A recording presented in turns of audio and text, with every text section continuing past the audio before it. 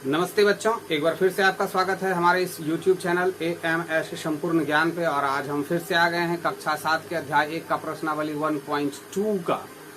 ये प्रश्न संख्या 4 है। इससे पहले हम प्रश्न संख्या 3 को बनाए हैं 1.2 का। अगर आपने उसको नहीं देखा है तो आप प्लेलिस्ट में जाएंगे और वहां से जाके उसको जरूर देखेंगे। आपको सीक्वेंस वाइज मिलेंगे, क्लास 6 के, 7 के, 8 के, 9 के, 10 के, हर किसी का वीडियोस आपको सीक्वेंस वाइज मिलेगा। तो इसको क्या कह रहा है? इसको कह रहा है सत्यापित करने के लिए कि आखिर ये 42 गुना -5 क्या बराबर है -5 गुना 42। आपको पता है कि गुणन के क्रम विनिमय नियम के अनुसार हम इस तरह से लिख सकते हैं, इसके स्थान को हम चेंज कर सकते हैं, इस पूर्णांकों के स्थान को हम चेंज करके और लिख सकते हैं। लेकिन इसको सिद्ध करके देखना है कि क्या ये इतना बराबर इतना होता है या नहीं होता है। तो अगर हम इसको 42 गुना -5 करते हैं तो -5 ये बराबर क्या हो जाएगा? देखिए, 42 इस -5 को माइनस को भूल जाते हैं कि माइनस है भी। अब हमको क्या करना है? अब आप सीधा 42 गुना 5 आप इसको कर लीजिए। 42 गुना 5 जब करेंगे तो 40 पंचे 200 होता है और 2 पंचे 10 होता है, यानी 210 हो जाएगा। कैसे हो जाएगा? देखिए, गुणन के वितरण नियम को पढ़ाया गया है। तो गुणन के वितरण नियम के अनुसार हम गुणा को सरल बनाने के लिए 40 गुना 5 और प्लस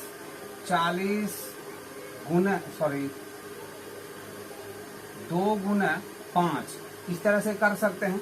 अब ये दोनों मिलके क्या हो जाएगा? 40 पंचे 200 हो गया और ये कितना हो गया? 210, और बीच में प्लस का चिन्ह है तो कितना हो गया? ये 210 हो गया। तो 42 गुना 5 करेंगे तो कितना हो जाएगा? 210 हो जाएगा। और ये माइनस है और ये प्लस है। और हमने आपको हर बार बताया है जब आप एक धनात्मक पूर्णांक में एक ऋणात्मक पूर्णांक को गुना करते हैं तो उसका जो गुणनफल होगा वो हमेशा क्या होगा? एक ऋणात्मक पूर्णांक होगा।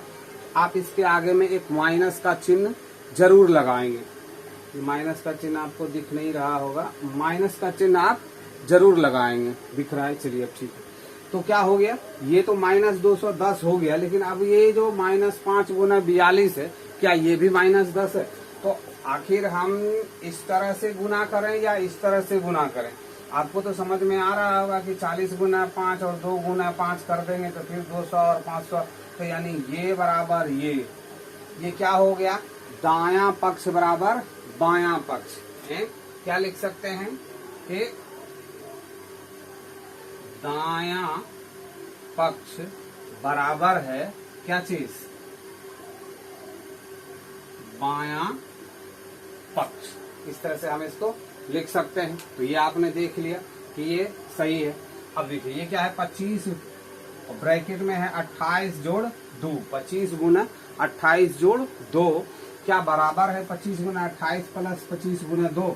आपको पता है कि ब्रैकेट में जो कुछ भी होता है उससे पहले की जो संख्या है, जो पूर्णांक है, वो उसके हर एक से मल्टीप्लाई होता है।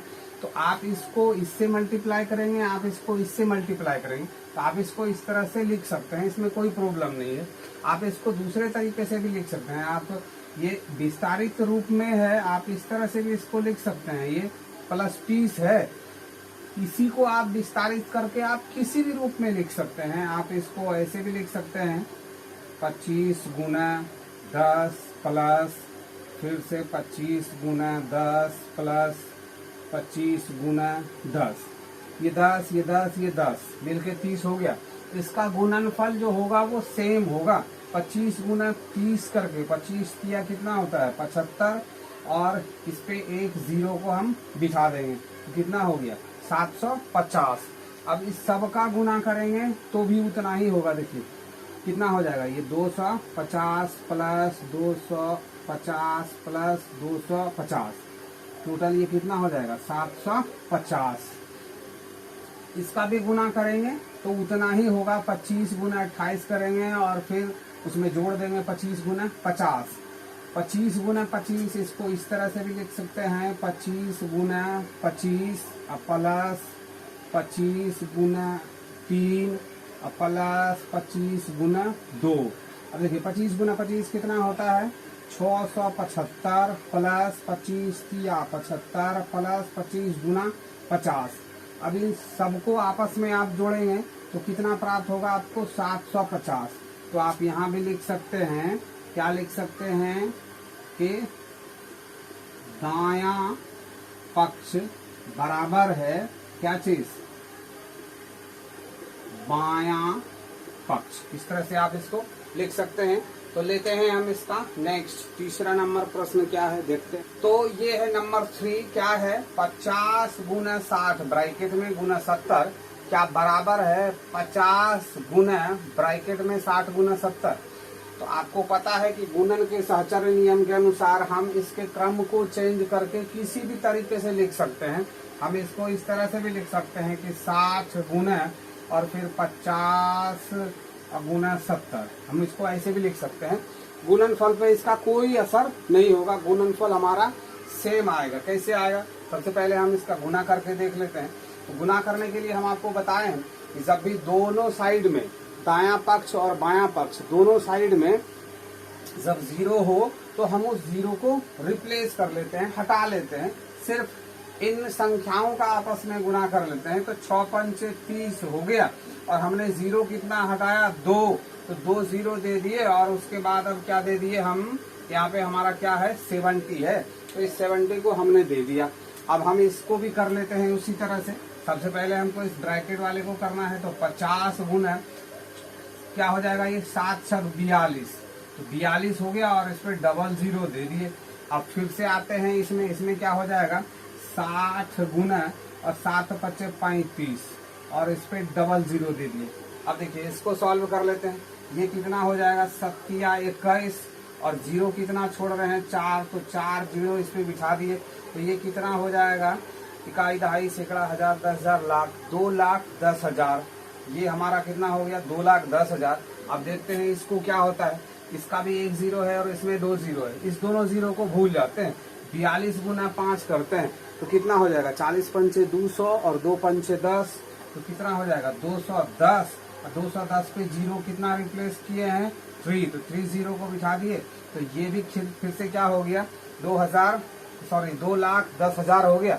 अब इसमें देखिए 35 और गुना 6 करना है, इस 0 को और इस 0 को, इस 2 0 को भूल जाना है, इस 3 0 को। तो 35 गुना 6 करेंगे तो हम क्या कर लेते हैं कि 30 गुना 6 कर लेते हैं और 5 गुना 6 कर लेते हैं। कितना हो जाएगा 30 गुना 6 कर देंगे तो कितना हो जाएगा 6 तिया 18 यानी 180 हो गया और 6 पंचे 30 प्लस 30। अब 180 प्लस 30 इसको जोड़ेंगे तो कितना हो जाएगा 210 और 0 हमने कितना रिप्लेस किया है 3, तो फिर से हमारा कितना हो गया 2,10,000। तो समझ में आ गया होगा कि आपको हम किसी भी तरह से इसके गुणन को अगर हम विस्तारित कर देते हैं तो हमारा गुणनफल इससे प्रभावित नहीं होता। इस गुणा को मैंने कैसे किया ये भी आपको पता होगा कि जैसे देखिए ये हमने क्या बताया आपको कि इस दो 0 और इस 1 0 इसको भूल जाइए। सबसे पहले आना है हमको 35 और गुना 6 करना है।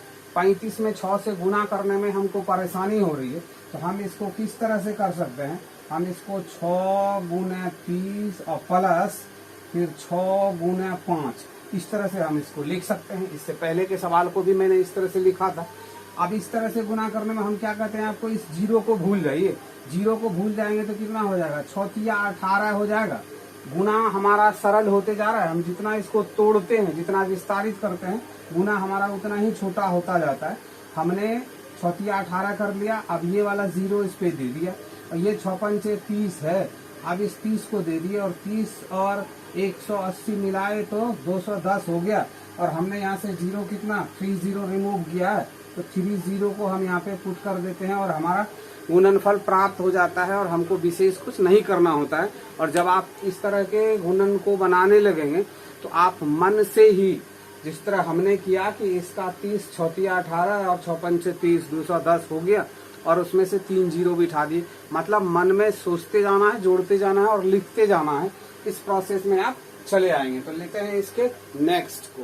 ये 4 नंबर में क्या है देखिए -24 गुना 5 गुना 2 बराबर क्या कर रहा है -24 गुना 5 गुना 2। ये तो इसको सत्यापित करना है कि क्या इस तरह से ये सही है या नहीं है। तो ये तो -24 और गुना 5 दूनी 10 हो गया।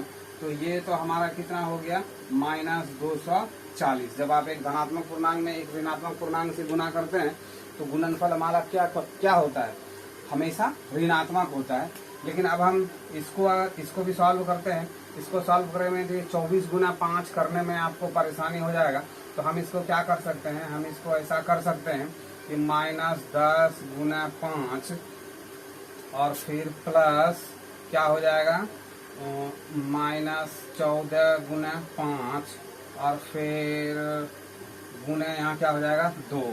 अब देखिए इसको क्या कर सकते हैं, इसको हम आपस में गुना करेंगे तो कितना हो जाएगा, -50 प्लस क्या हो जाएगा, ये 14 पंचे 70। तो अब ये क्या हो जाएगा, देखिए -70। इस तरह से ये आ गया और गुना 2 हो गया। अब क्या होना है, अब हमको इस दोनों को आपस में जोड़ना है। इस दोनों को आपस में जब जोड़ेंगे तो ये क्या हो जाएगा, ये हमारा सबसे पहले इस तरह से आएगा -70 और गुना 2। अब इसको यहाँ पे लाते हैं, नहीं तो कट जाएगा। अब देखिए अब ये क्या हो जाएगा, ये माइनस है और ये माइनस है, क्रिया क्या हो जाना है, प्लस का। तो अब ये क्या हो जाएगा, माइनस और 7 5 12, ये दोनों जुट के कितना हो गया 120 और गुना कितना हो जाएगा इस 2 से। अब ये कहाँ पे आ गया, देखिए अब इसमें से गुना हो जाना है तो ये माइनस तो आ ही जाएगा, क्योंकि एक धनात्मक पूर्णांक है, एक ऋणात्मक पूर्णांक है, एक धनात्मक पूर्णांक है। रिजल्ट हमारा क्या आना है, ऋणात्मक आना है। तो इसमें गुना हो गया 12 दूना 24 और एक 0, कितना आ गया -240। और यहाँ भी देखिए क्या आ गया -240। तो आप इसको ऐसे लिख सकते हैं कि दायां पक्ष